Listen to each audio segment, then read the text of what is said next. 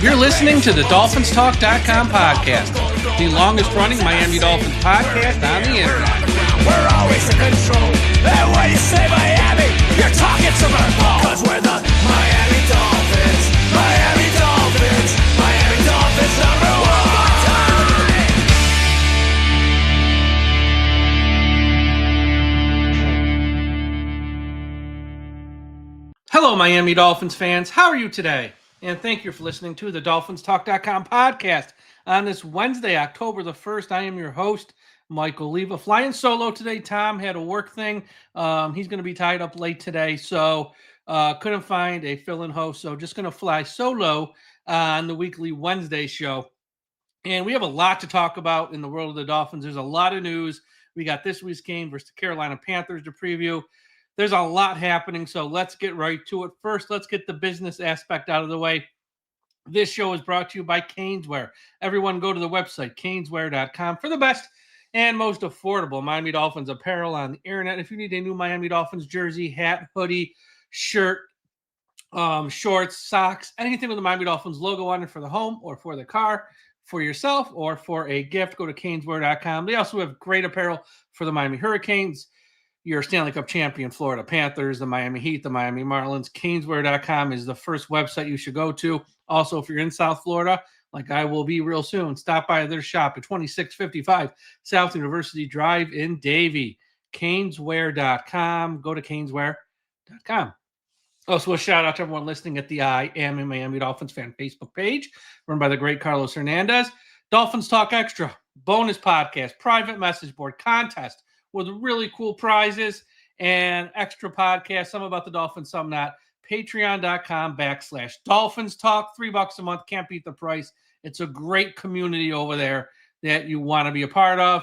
And for those of you watching on YouTube, smash that like button, subscribe to the channel, and leave us a comment in the comment section below. All right, let's start off with Tyreek Hill. Obviously, that gruesome injury on Monday night, which has ended his 2025 season. He had surgery. There was some thought he might need more than one surgery. As of right now, they think they got everything with the one surgery, so he probably won't need any more. That could change, obviously, but, as good as news as possible for Tyreek Hill. The latest from Mike McDaniel is that he's going to stay in the hospital through Wednesday night for precautionary reasons, but he should be home by the weekend there, if not on Thursday. So Hill, successful surgery, and it sounds like he might only need the one surgery. And per himself and agent Drew Rosenhaus, they think they'll be ready for the 2026 season. Won't be in Miami, though. It'll probably be somewhere else. That's a different conversation. Maybe for the end of the show, I'll talk about that a little bit. But Hill had the surgery and should be home on either Thursday or Friday. Outside linebackers coach Ryan Crow for the Miami Dolphins. Remember him? Who prior to week 1 was arrested for domestic assault. Well, that's what he was charged with. Those charges have now been dropped by the Broward Police Department. When asked if he will be returning to the team, Mike McDaniel said not at this time because the NFL hasn't completed its investigation. So we'll see. We'll see if Ryan Crow does return to his role as the outside linebackers coach. Even if the NFL investigation finds nothing, sometimes teams just like to cut ties. Like, you know what? You weren't charged, but this is a bad look. So we'll see, though. Ryan Crow did not have any charges brought against him per the Broward Police Department. So for him, that's good. Cam Smith was released on Tuesday. I got a lot to say on this one. Cam Smith is not he was a bust. Second round pick, he was a bust. Now, when you rank the all-time misses in the draft, and, usually you are looking at guys in round 1. So it's not like anyone who says Cam Smith is the biggest miss of the draft. No, because it was round 2. But this is still a big miss for Chris Greer in that draft because they didn't have a first-round pick that year. And I've heard from a little birdie what's going on here. And he's not hurt. He's not injured. It's something else happening in his life. And I don't want to comment on it because it's very personal. And it's not even anything to joke about. But he was released not because of a physical injury. It's something else happening that I'm not going to comment on. And I just hope for him and his family he's okay. He cleared waivers today on Wednesday. so no one putting a claim for him. Not surprised. I'd be very surprised if he signs with another team this season. I mean, anything's always possible. I would just be very surprised. From what I heard, what's happening, I'd just be very surprised. Let me just put it that way. But this is another reason why Chris Grier needs to go. Look, every GM misses on picks. Nobody bats 1,000. But this wasn't even a miss on a guy who's quote unquote not good. This wasn't a miss on a guy who was like always hurt. He was on the NFI list for a non-physical injury. I can't get into it, but it's like you got to do your research before you make these picks. And, there are, when it comes to general managers, like I said, no one bats 1,000. Some guys you're going to miss on. And then there's misses, and then there's misses. And this is one of those, this is a big one because it was round 2. Rounds 1 and 2 matter more. This is less to do about physical injury and stuff like that, more to do about red flags you might have been able to catch in the pre-draft process. It's just inexcusable for Grier. It really is. I mean, again, you look at that 2020, 2021 draft, 9 picks combined in rounds 1 and 2. What did we get out of it? You picked the wrong quarterback at 5. Austin Jackson's always hurt. He ain't any good. Noah Igbenogany was a bust. Hunt was good, but you let him walk. That makes no sense. Raekwon Davis was marginal at best. Waddle, he's fine, but honestly, if they would have just stayed where they were at 3 and took Chase, it would have been a lot better off, but they didn't. Okay. Jalen Phillips is probably his last year in Miami. He has had major injuries. Again, that's more luck to doing anything, but, is what it is. Then Holland, he couldn't last past his rookie deal. And then they trade up for Liam. That's nine picks in 2020 and 2021. And that's bad. Almost all of them are bad. And then you start to go on, 2022, 2023, 2024. It's like in the early rounds, which is what you're graded on, really. Cam Smith, round 2, just didn't work out. It's very unfortunate because they need help in corner. And that's a pick. Not, yes, you miss on guys in round 2, but you like to think you at least can get a guy who's a rotational piece, who can be a part-time player, be part of a rotation. We didn't even get that. For 3 years, it was just awful. So Cam Smith is gone. The Dolphins signed wide receiver Cedric Wilson Jr., who was with the team for a few years back here on Tuesday as well. And when I heard they made the move on Tuesday, this is another Chris Grier special. When I heard they made the move on Tuesday, I'm like, all right, that's cool. I mean, look, they had to sign somebody. He knows the offense. He knows a lot of the people still here. It makes sense. Okay. Cedric Wilson, come on in. Look, no one's going to replace Hill. They're not going to get a stud. They're not going to get a superstar to replace Hill. It's fine. So sign someone like a Cedric Wilson who's just on the Saints practice squad. Makes a lot of sense. All right, that's cool. Then on Wednesday, Mike McDaniel, when he spoke to the press, said, well, Wilson can't practice this week because he had a minor procedure last week that we knew about when we signed him off the practice squad. And I'm like, Jesus effing Christ. I know in the big picture it doesn't matter. It's just Cedric Wilson. Who cares? I get it. You don't have to send me the tweets and the emails. Like, who cares? I understand it's not a big deal. With that said, can Chris Grier and the Miami Dolphins just sign someone who's not currently injured? Like we did this with Odell Beckham. We did it with Darren Waller. We're doing it with Cedric Wilson. It's like, can we just sign non-injured players? I know it's not a big deal. And I know it's only Cedric Wilson, so who cares? But the point is, if it's not a big deal, just sign someone else who's not hurt. I mean, it's always – now, this guy, we just signed him on Tuesday. He can't practice or play this week. And he's on the active rosters because we signed him off a practice squad. It's just – you think these people would learn from their mistakes. They don't. And it's like, that's how we end up 1-3. That's how we end up 25 years without a playoff win. That's how we end up being a joke. It's like, I know it's only Cedric Wilson, but good God almighty. And, sorry for not taking their word when they say it's only minor. Don't worry about it. Anytime they say that, the guy's out for like a month. So it's like, I don't know. Waiting around for Cedric Wilson now, I guess. Not that it really matters, but it's just, it's just the same thing over and over and over and over again. And it makes you wonder what goes through their heads a lot of the time. In other injury news, so Cedric Wilson is not going to practice this week. He didn't practice today. Either did Storm Duck. Storm Duck didn't practice. He's out this week most likely. Ethan Bonner did practice on a limited basis. So did tight end Darren Waller. They're still letting him take it easy in practice. But Ethan Bonner did practice on a limited status. Austin Jackson. We got news on Austin Jackson. He is eligible to come off on IR Monday, meaning he is eligible to play versus the LA Chargers next week. Not so fast, my friends. Mike McDaniel said he's going to need more time, and today in the locker room, he was seen in a walking boot. So Austin Jackson, unless there is a miracle, will not be playing versus the LA Chargers, and he will continue to stay on IR moving forward until he's not. So they won't catch a break, have him back coming off IR, just like they said, I think on Monday after the game. Andrew Meyer, he's still in IR. He can come back at any time. He's not ready. Same with Jason Sanders. He can come back. He's not ready. So these guys are going to take more than 4 weeks to come back from IR. So Austin Jackson most likely won't be playing, next week versus the Chargers either. All right. So that's all the news.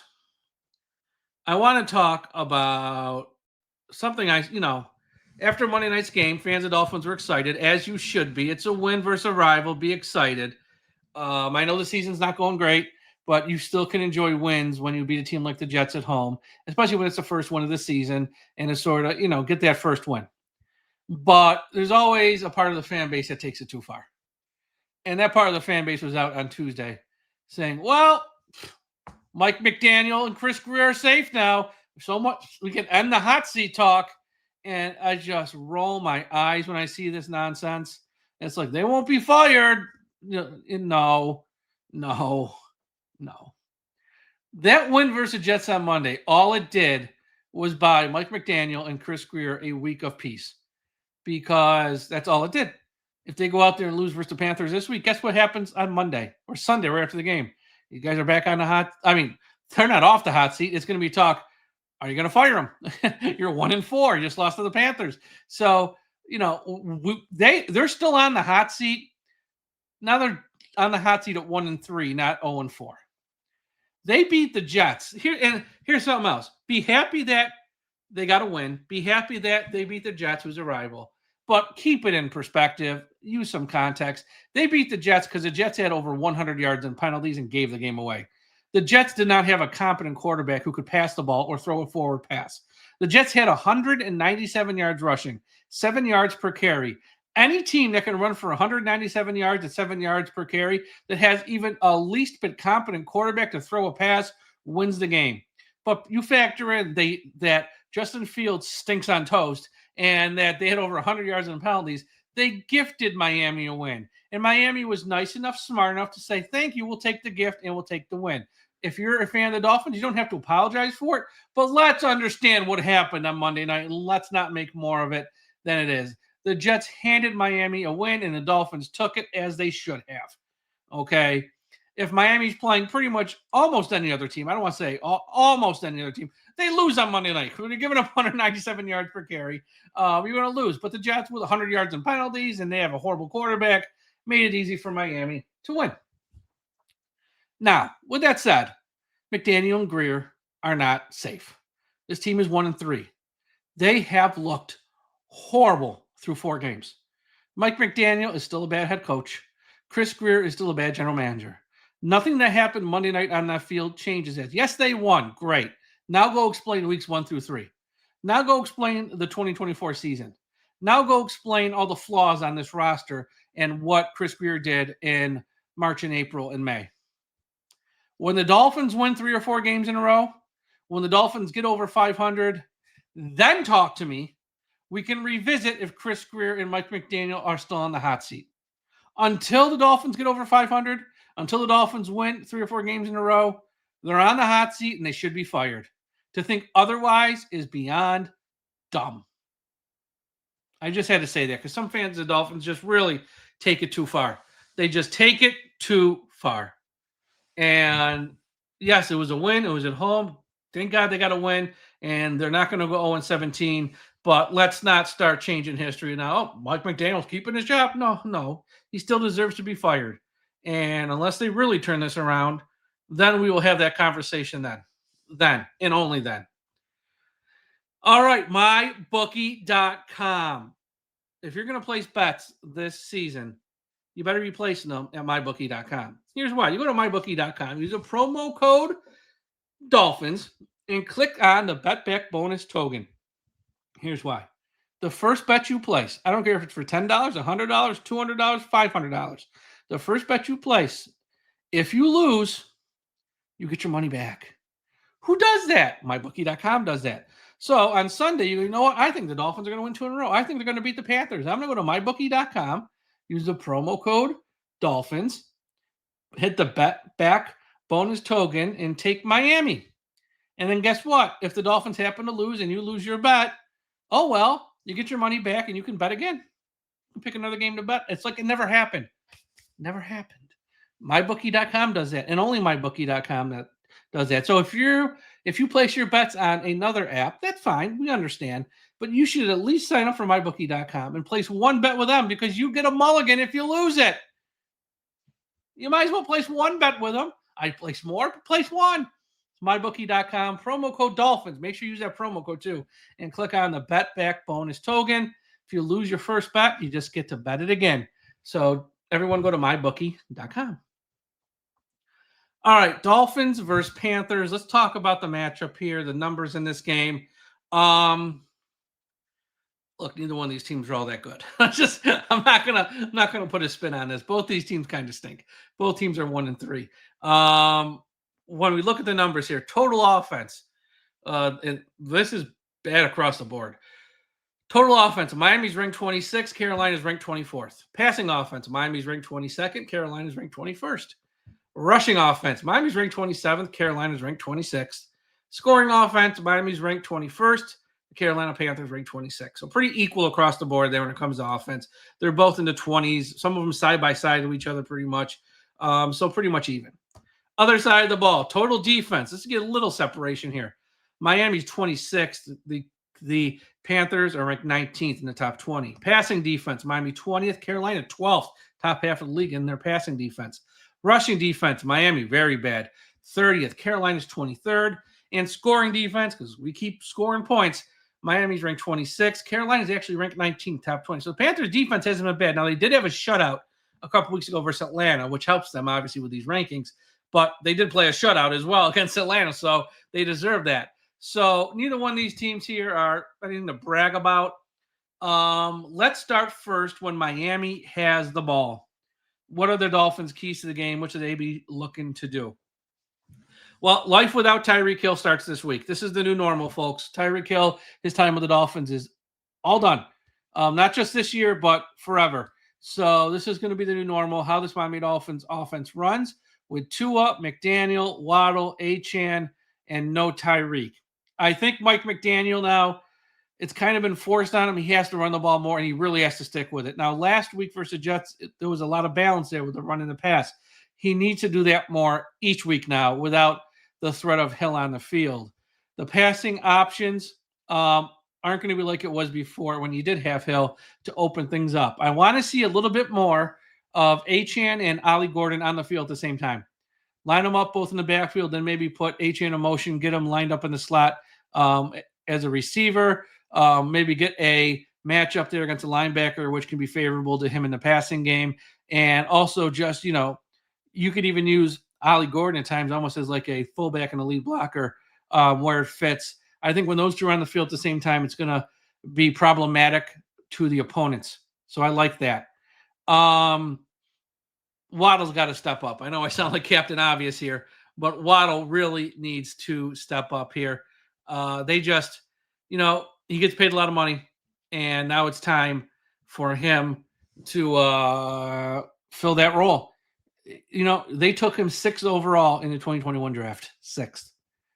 You're a number one wide receiver. The expectation is you are a number one wide receiver. Now with Hill gone, you need to be a number one wide receiver.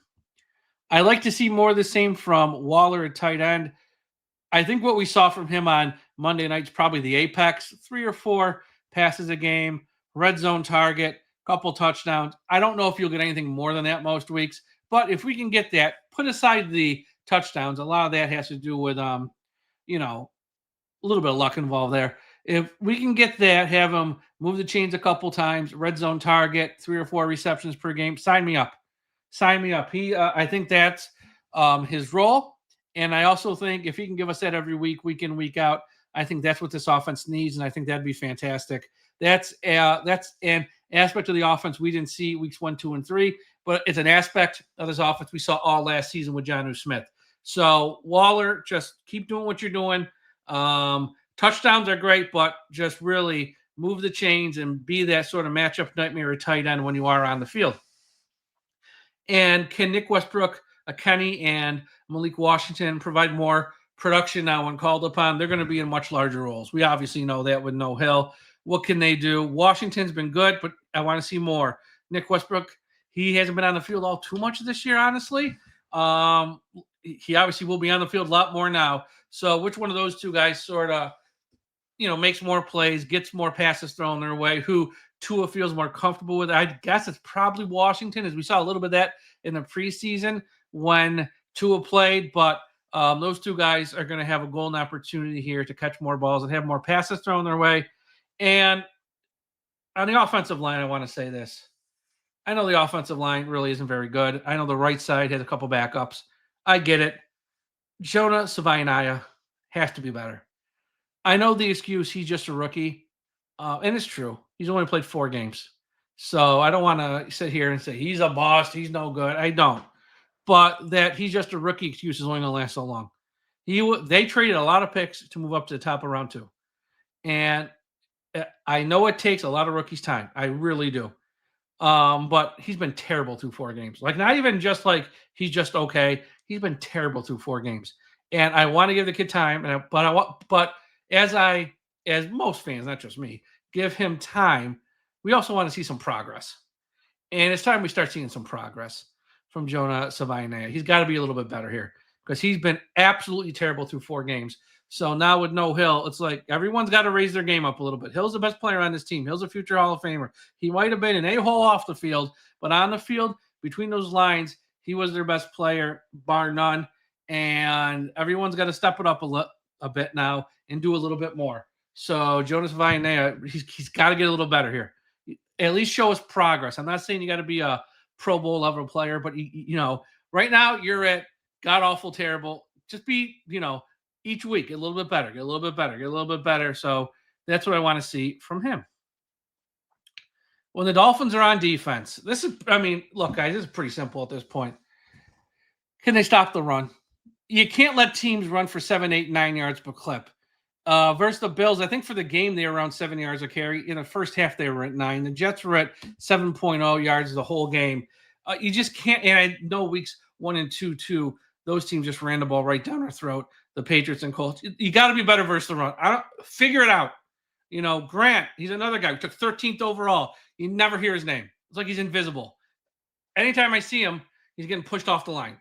You got to be better. No one's going to write you off after 4 games, but you got to be better than what you've been. Get Willie Gay on the field. He can't be worse than the guys we're playing. That's all I'm going to say. I'm not saying that Willie Gay is a superstar and all that nonsense. I'm not there every day at camp watching the practice. All I know is let's try something different because what they're doing now ain't working. So get the guy on the field for even just 5 or 10 snaps a game. Let's see if it helps versus the run because what they're doing now ain't working. You got to have Chop Robinson out there for more than like 37% of the snaps. He's got to be out there like 80% of the snaps. Unless he's hurt and they're hiding it, which I don't think they are. Chop's got to be out there more. Play your best players. Go down with your best players, and let's try to change it up because right now it ain't working. They can't stop anybody. I could go out there and probably run for 6, 7 yards, and I'm way out of shape. So there's that. They also have to realize, which I think they will rather quickly. You're not playing Justin Fields every week. So if you are going to give up 7, 8, 9 yards a carry, you're going to lose because anyone who's not Justin Fields and who's a semi-competent quarterback is going to be able to throw the ball with success. So, just understand that here. They got to start slowing down the run. Now, the pass rush. Can it get home? I mean, they need some sacks on this defense. I know they had a couple this past week, I think, but they need more sacks. Jalen Phillips, he's the king of almost, or he got close. Wrap the guy up, bring him to the ground. Period. Just wrap him up, bring him to the ground, get some sacks. Chubb, he's been pretty good this year in that regard. That's why I want to see Chop on the field more. This where, once again, Chop's a first-round pick. Need to see more. Last year was great as a rookie. Great. That was last year. Now it's this year. Chop's got to be on the field more, and they got to get some sacks here as well. The Panthers wide receivers, just going to say this nicely, they kind of stink. They're really bad. So this Miami Dolphins secondary, you can't get beat by them. I know most weeks you're at a huge, huge, huge disadvantage because some of these teams have great wide receivers. The Panthers aren't one of those teams. So just play at an acceptable level and don't let subpar wide receivers beat you this week. When you're playing, Wilson for the Jets even, I understand he's a great player. He's going to make plays. When you're playing, Atlanta, Drake London and stuff, they're going to make plays. I understand that. When you're playing, whoever, Cincinnati, Tampa Bay's on our schedule, those teams, they got great wide receivers. They're going to make plays. Pittsburgh with Metcalf, they're going to make plays. Understandable. But this is the Panthers. The Panthers! They don't have any. Hunter Renfrow, I think, starts for them at one wide receiver in the slot. They stink. You can't let those guys beat you. And that's the big takeaway for this team. The Panthers offense is near the bottom of the league in all categories. Don't make them look good. If this Dolphins defense makes this awful, awful, awful Panthers offense look good, then look, this season's over anyways, but you can really stick a fork in them then. You cannot make this Panthers offense look good. They don't have anyone to even talk about it at running back, wide receiver. I mean, it's nothing. Their quarterback's okay on his best day, but okay is being kind. They can't make the Panthers offense look good. All right. Even though Tom's not here, I'm going to play the gimmick.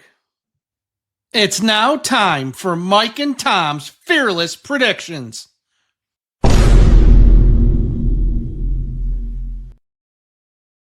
All right. You only get my prediction this week. Dolphins at Panthers, 1 p.m. on Fox. Eric Collins, Eric Collins, never heard of him, and Mark Schlereth will be on the call for the Fox broadcast team. The Dolphins have a win. Can they make it 2? If so, we call that a winning streak. It's happened before. The Panthers are a young team, and they're trying to put the pieces together and grow this young team. If the Dolphins want to save the jobs of Mike McDaniel and Chris Greer, you don't lose to that type of team. I don't care where the game is being played. The Dolphins offense played well versus the Jets on Monday night. It was a healthy mix of run and pass. Tua didn't turn the ball over. Achane looked like a stud, true number 1 featured running back. And Miami got production out of the tight end position, which they haven't seen all season. But they lost Tyreek Hill. Now it's life after Tyreek Hill. Will the Panthers double team Jalen Waddle and force another Miami wide receiver to beat them? Will the Panthers bring the safeties up closer to the box line of scrimmage and key in on Achane and look to take away Miami's running game? Those are the questions. The Panthers team has played only one home game this year, and they won it 30-0. Miami's defense has let every team they play run the ball on them. Is this Miami Dolphins defense exactly what the Panthers offense needs right now? I kind of think so. Miami should have won Monday night versus the Jets by 3 touchdowns. With all the Jets penalties and Fields being just a terrible player, they should have won that game by 20-plus points. They only won by 6, and it was close late in the game. They had to get an onside kick to seal the win. I can see the Panthers running the ball with a lot of success on Sunday. I think it'll take Miami some time to get used to playing without Tyreek Hill. So my official prediction, though, will I put on the headgear this week is I don't see Miami winning back-to-back games yet, especially with the way they play on defense. Give me the Carolina Panthers 27, the Miami Dolphins 17. That's the pick for this week's game.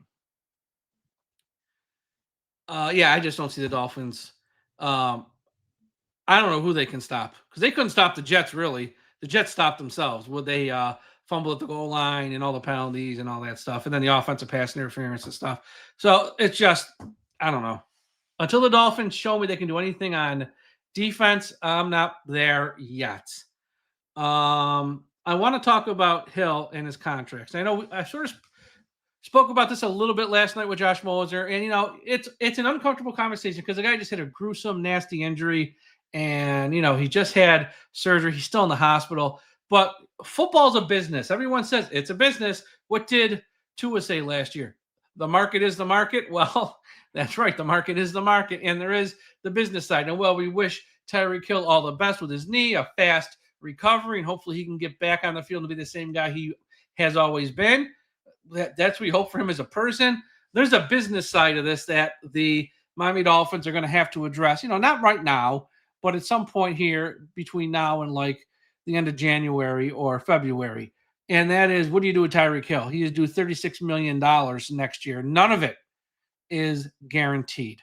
None of it is guaranteed, meaning he's easy to move on from. I think they only have to eat $15 million if they release him pre-June 1st. If it's post-June 1st, then I think it's only 12, but then you got to kick some money down the road till 2027, which makes no sense. So this knee injury, look, he was already on the wrong side of 30. Everyone thought he kind of lost a step, although if you watched him through the first 3 games and up until he got hurt in this game, he didn't lose a step. I think last year was just a very bad situation for him and his team.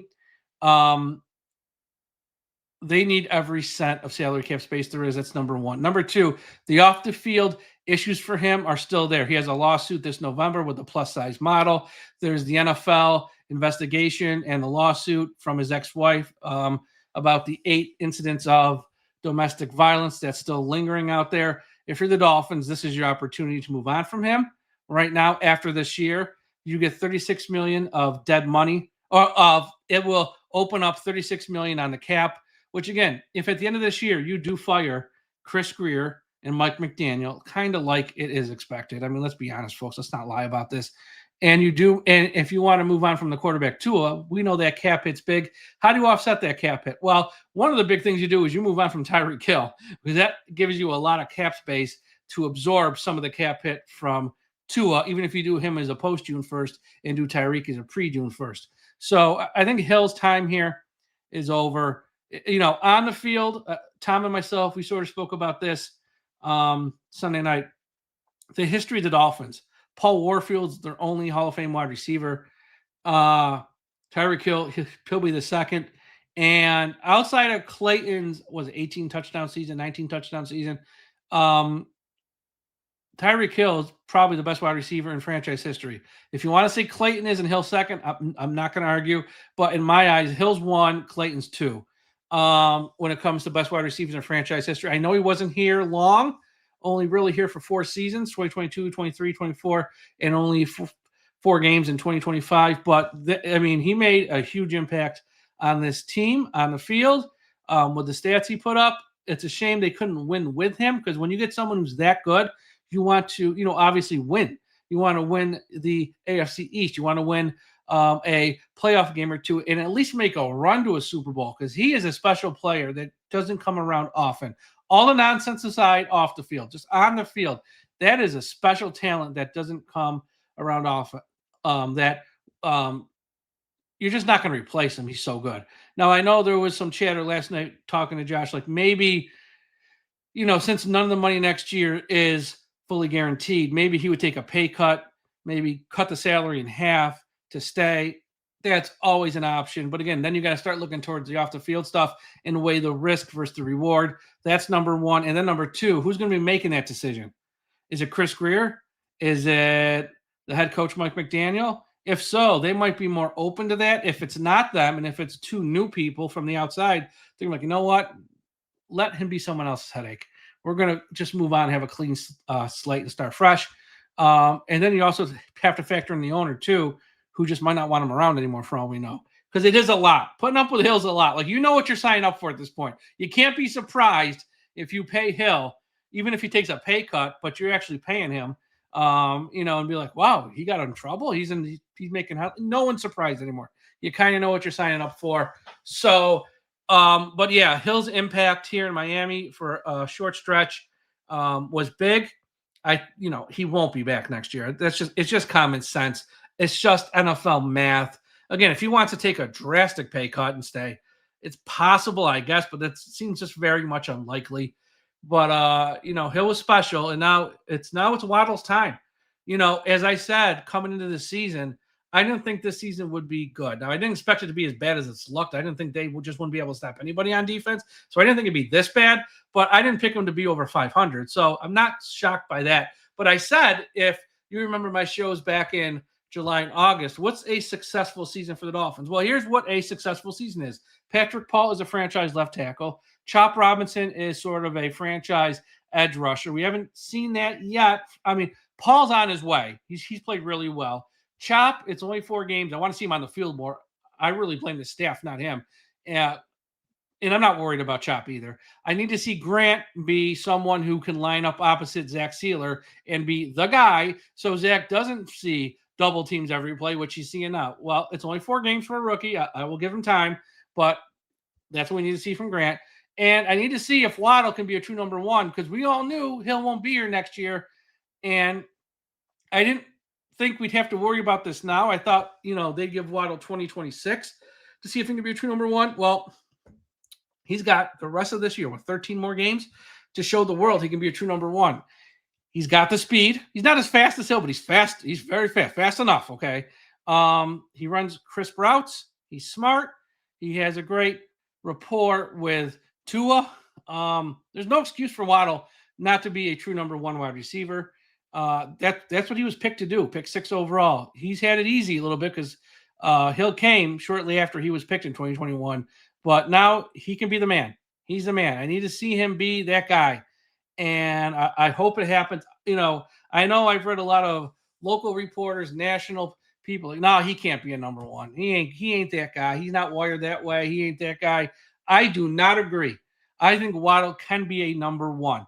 Now, a year from now, which we're not going to talk about tonight, in March and April, do they need to sign a legit number 2 wide receiver? Yes. Do they need to draft a legit number 2 wide receiver? Yes. That's a different story for a different day. So I think Waddle can't do it by himself.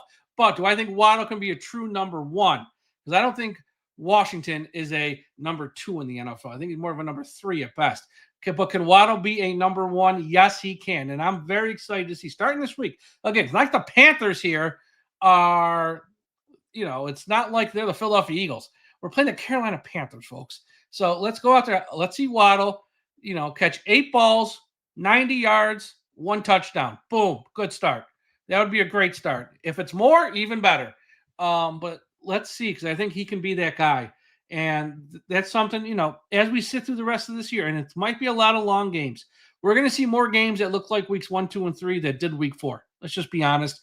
When we look through those games, look for the key guys: Patrick Paul, Chop Robinson, Grant, Waddle. And I'm going to throw Jonah in there as well because of what they had to part with to move up in round 2 to take him.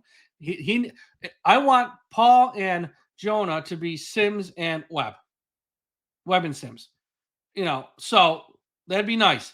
Because then whoever the next head coach is, whoever the next quarterback is, whoever the next general manager is, he's coming in with some pieces. Okay, left side of the offensive line set. I have a true number 1 wide receiver. I got a great edge rusher. I got Zach Sealer on one side, and I got Grant on the other. Like, you got pieces. Like, this job, I want to take that job. They got pieces in place. I want that job. Yes, I got to find a quarterback. Yes, I got to find a whole secondary. I got to find linebackers and stuff. Oh, but there's something in place. It's not like you're starting from total scratch. So Waddle, this is going to be big for him here moving forward. Starts this week. I'm going to be very excited to keep an eye on that.